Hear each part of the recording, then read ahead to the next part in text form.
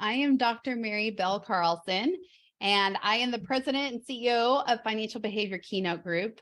I am really excited to bring my co-author, Jonathan Walker, here today. Jonathan, thanks for joining us, and we're super excited to have you. It is a pleasure to be here with you. Thanks. Now, Jonathan, some of the things that we've talked about in the world of behavioral finance has really, a lot of people have talked about it for a long time, right? And we've heard about it. I would say I'm coming from a perspective, especially as a financial planner, of knowing what it is. I'm very aware of it. We've read a lot of books about it.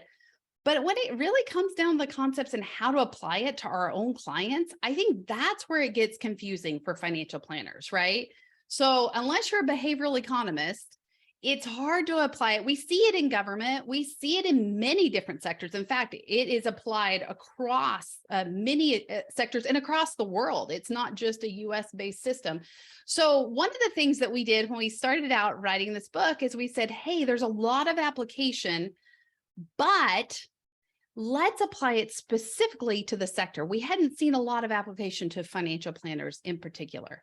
And so that's what we're going to spend some of our time on today. Jonathan, you come from a marketing background. Can you kind of share what you've seen in terms of behavioral economics? Yeah, and it's true. I have a slightly different perspective because much of my career has been in customer experience.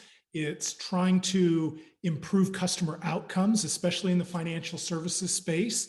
And what that means is that I have kind of really delved into behavioral psychology and behavioral finance significantly, and then tried to find ways to apply that to improve customer outcomes. And the reason that is a little bit different than a lot of other ways that people have done it is I explore and experiment with stuff and we see what the outcomes are. And so really that's one of the things that's interesting about this space. Human beings are complicated enough that I wish it were simple as, mathematics. Well, if you do X and you do Y, you'll get Z. It's as simple as that every time. And of course it's not that way. And so the best that we can do is really understand the principles and then start applying them and start to understand when they don't work, why they might not work, so that we can adjust, so that we can continue to get better in engaging with human beings as human beings and not little computers on legs. Well, and you've just answered the whole thing is we're humans, right? And humans are constantly changing and one human isn't the same as another. And so that's the part of the personal finance that makes such a difference is how do you apply this to clients and to people when we're all people? So let's jump in. One of the first things we want to talk about is this crazy title. And Jonathan, I have to laugh. When you first showed me this and thought, oh, because mine was Applying Behavioral Finance for Financial Planners, a really boring title, but you came up with this idea of anchors, ostriches, and a hot pair of scissors. What in the world are we talking about here? I'm sure the audience is like, what do those three things have to do with each other? Well, and honestly, maybe that's a little bit of the marketing background in me. What I was trying to do when we came up with this title is how do we elicit at least curiosity? And ostriches, anchors, and a hot pair of scissors, those embed about 4 or 5 different concepts. And we explain them in our book, but there's a lot we're talking about in those. And it'll be fun today to explore just at least those 3 so that people understand kind of where we're coming from and how we approach this subject. Okay, that's a great reason to start. So let's begin and let's talk about I think you have got to understand kind of some basics of behavioral economics to go in any deeper. Jonathan, what are these things called heuristics? Would you kick us off on that? Well, let me also just start out by saying anybody out there who has taught a small child how to catch a ball, especially like a pop fly in baseball, everybody knows that you have to start with the mathematics, right? You absolutely need to know the calculus, because if a kid doesn't know the arc, they're never going to be able to land where the ball is and catch it. And of course, I'm being facetious, but the reality is that's how most economists thought from Adam Smith all the way to the 1950s. We believed that human beings were little computers on legs, and We approach the world in such a way that we would always maximize our utility and that we would make the most rational decisions no matter what happened. And the reality is, just like this example, it's absurd to think that that's how we function in life. And so a heuristic is, like, for instance, in order to catch a ball, the heuristic might be what they call a gaze heuristic, or a rule of thumb, or a cognitive shortcut. And in this case, the rule of thumb is, if I can keep my eye at the same angle to the baseball and just move my feet so that I'm always maintaining the same angle, you will eventually intercept the ball. And it's a very simple principle, right? Just maintain that angle. And that's exactly what a heuristic is. It's a shortcut that our mind uses in order to make very complicated decisions in a complicated world with the least amount of mental energy brought to bear. And I think that adds into something that we sometimes trip over our own selves, especially in the finance world. We call pretty simple concepts complicated things. So let's talk about heuristics. That's a big word we don't use in everyday vocabulary. And let's really break it down. Essentially, a heuristic is the same thing as a cognitive shortcut or a rule of thumb. We use rules of thumb all the time in the financial planning industry. In fact, one I use very commonly is emergency expenses, right? Or savings. 3 to 6 months of emergency savings. Well, that's a shortcut because there's a lot of calculation of how you get to 3 to 6 months and all the rest, but it's a simple shortcut that people utilize to get to that state of being of where they're at. Yeah, and what's really interesting about a lot of these cognitive shortcuts and rules of thumb is that the reality is you may not, in fact, it's very unlikely that you're even aware that you're employing them, right? They may be going on in the background, and unless you kind of foreground it and really bring it to the front of your mind, you're not exactly sure why you're making the decisions that you're making. And so they're often just executed in the background. And that's one of the reasons why we wanted to write this book, is if we could help financial planners understand and see in their clients when their clients might be using some of these things, then you can kind of help to mitigate the biases that come out from misapplying a shortcut to a complicated situation and the flaws that come out when that happens. Well, and that moves us directly into biases because it is not perfect calculation. The rules of thumb are not exact. And so when we come into biases, we can misapply or misinterpret based on prior history, prior experiences, and other things. These are called cognitive biases. And again, they're unconscious. We don't even recognize they're happening. But what we thought when we were catching the ball was here, we may end up over here just simply because of that cognitive bias. Now, the thing about cognitive biases is we don't know them all. In fact, we're constantly discovering new cognitive biases. This shows about 180 cognitive biases that we've discovered. Now, you and I are not going to spend time today, or even in our book, we don't go through all 180, but what we did was take 10 of the most common biases that we see in financial planning and how those apply to clients and utilize those. So I think we need to get into the title, Jonathan, because people are still wondering, okay, so I know about heuristics, I know about these cognitive biases, these mental shortcuts. What the heck do anchors, ostriches, and let's start with that hot pair of scissors. So let's start with a hot pair of scissors. So what's really going on here is there's 3 concepts embedded in the idea of a hot pair of scissors. And the way to let's break that apart. So let's start with the pair of scissors. A pair of scissors only works because there are 2 blades and they cut against each other. And so in cognitive behavioral psychology, they call that Simon's scissors. He talks about the 2 blades of the scissors, and the one blade is the cognitive shortcuts that we use. So depending on what heuristic your brain employs, that's the first blade. The second blade of that pair of scissors is the conditions in which you are faced with making a decision. It's the environment around the situation, because how that decision is placed before you can have significant impacts on either how you employ the cognitive shortcut or whether you employ a different one. And so you need those 2 understandings to know that a decision is going to be cut. Unfortunately, it's even more complicated than that. And that's where we get to kind of that hot pair of scissors. And for behavioral psychologists, they talk about a hot state and a cold state. And a hot state is when you're emotionally charged when making that decision. And a cold state is when you don't have that arousal, they call it, when you're making a decision. Here's a perfect example to just make it really clear. If you're going to go shopping at a grocery store and you're hungry, you're going to make different decisions regardless of what you want to do. You may put the Oreos in your bag, in your basket, even though your brain says you need to be cutting back on sweets, because you're in a hot state, meaning the decision is being influenced by what's going on. A cold state might be if you go grocery shopping right after having Thanksgiving dinner. You're satiated, you're full, you're not craving anything, and therefore you're making slightly different decisions. And that idea of cold state or hot state is really important because it's going to have huge implications. But it's not just short term. Mary, you, I think, have a great example of kind of that hot state that you can bring even from your childhood or from past experiences. Yeah, I remember one in particular. I had a client that came in when I was working for the government, and he started off and walked in the door. I had called myself a financial counselor, financial therapist. That was kind of the name I went by. And so in order to come in, they had to fill out some paperwork.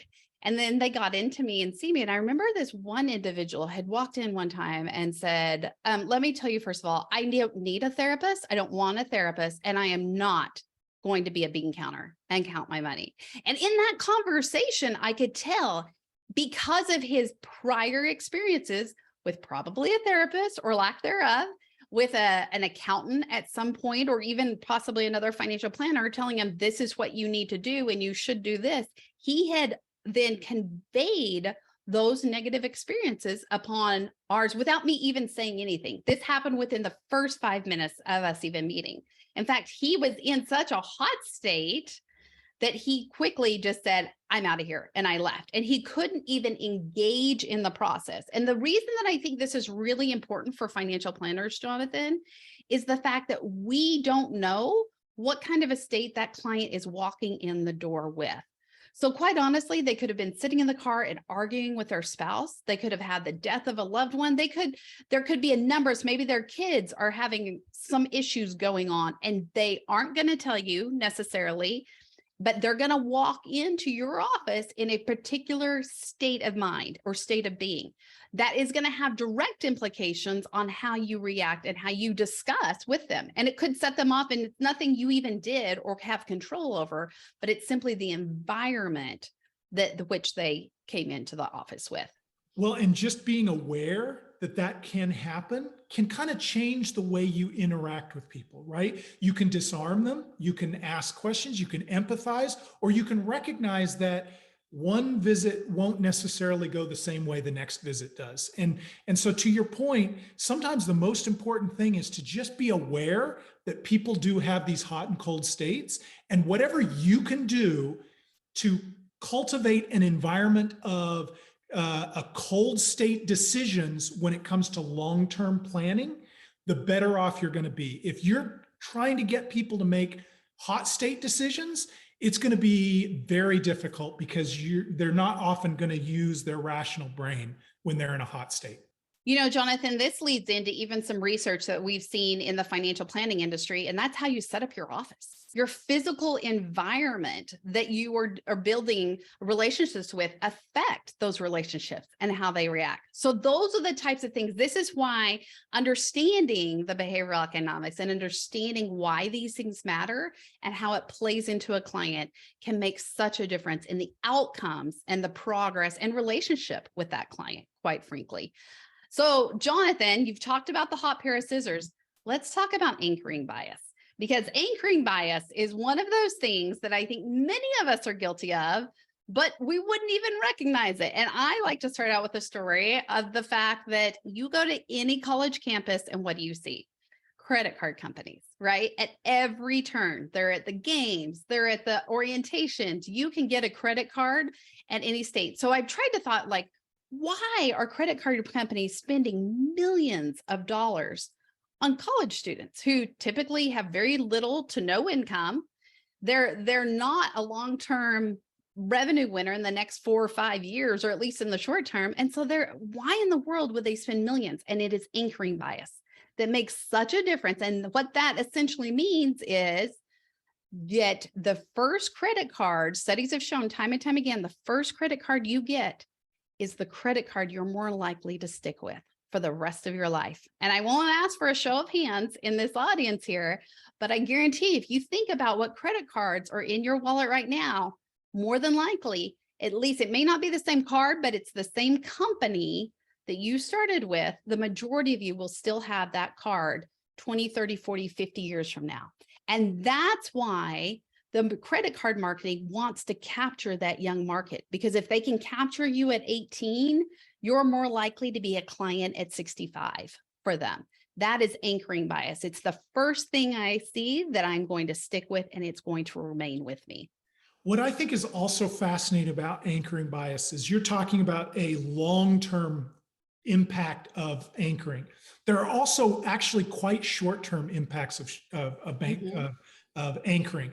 A great example is if I were to take everybody in this call and I took half of you and put you in a totally different room and the other half in another room and made sure that you didn't talk to each other. And I went to one group and I said, guys, we're raising money for people who are homeless. If you can give just $5, that would help.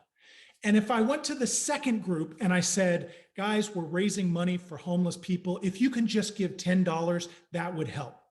Statistically, we know that the people that you pitched the $10 to will give more money than those who give that you pitched the $5 to. You've anchored them by just using a number at all. You've put a number in their head that makes them realize what is kind of an acceptable number. They'll shoot above and below that number, perhaps, but the reality is you've anchored them simply by putting a number out there. And that's a short-term impact. And it's very hard to move that number. So if you were to decide or change that number later on, it would be very difficult. And I'll use an example too, that when we hear a lot, oh, have $1,000 in an emergency fund. Well, guess what? We were saying the same thing in 1980. Well, that is much different than 2023 of $1,000 and how far that will go. So we need to be really careful of adding numbers to that. It's important to have, but in these situations, if they thought it was okay to have $1,000 in an emergency savings in 1980, it can't be the same $1,000 in 2023. And we know that, but there's another, you made me think of another really interesting example. We see this all the time. People tell you to keep your credit card utilization below 30%, right? Somewhere we've anchored on 30%. Well, the statistics are very clear. Changing your credit card utilization from 50% to 40% is the exact same credit score improvement than if you dropped your credit score from 30 to 20%. There's almost a linear relationship. And yet by anchoring everybody to 30%, what you've essentially done is you've made people who have a credit card utilization of 70% feel like they don't need to work anymore because there's no way they're going to get down to 30%. And you're telling people who have 28% who could bring it down even further that they're fine, when the reality is they would be better off if they could bring it down. And by anchoring the whole population with one number, you've actually created a suboptimal solution for almost everybody. Versus if that 70% person had even dropped to 60%, they're still going to see an improvement. And the same thing for the 28% down to 20, they're going to see an improvement. So Let's talk about this, Jonathan. I think anchoring, let's apply it to financial planners. One, you've really got to empathize with the client and tell a story. Help them understand and feel, oh, just like I did with the 1980s, right? When I explain that, it starts to say, oh yeah, that's incorrect. I don't know why I would think saving $1,000 in 1980 should be the same $1,000 in 2023, right? And they're able to unravel some of that miss the cognitive bias or the misinformation that they have anchored to, and start to question what actually is the correct number. What are your Yeah. thoughts on Well, changing that? and to that point, when we're talking about anchoring a number, what you can often do is the key to anchoring or dislodging an anchor is sometimes recognizing and front loading that with a story. If they can start to articulate, if they can replace an anchor with an actual story or a narrative that makes sense to them. For instance, no one on this call is probably going to forever think that 30% is the number to always shoot for, because I've explained the story of what works. By unraveling it, you can kind of unravel that anchoring bias and you can reset it, but you need to be able to replace it. And human beings are really good about keeping a story in their head. So if you can replace it with a story or an explanation, then you've gone a long way to helping them understand and dislodge themselves from an anchor. Well, another example too would be the stock market. No advisor in their right mind would say, I return 10% returns year after year, right? We aren't going to anchor to that number. And instead, what we often say is on average, the stock market returns anywhere from a range, right? 5 to 12%, whatever that case may be, or whatever cap you're looking at. But that's the important part, is that you're using ranges so that when the markets are down and they're not doing great, you're not stuck at that 10% number. And when they're doing awesome, you're not looking bad because you're still stuck at that 10% number. Yeah, and I think that's really important. I think setting ranges, especially now, what you don't want to do is set a range that's so wide that it's meaningless, because then you're not actually combating the anchoring, because it just doesn't mean anything to someone.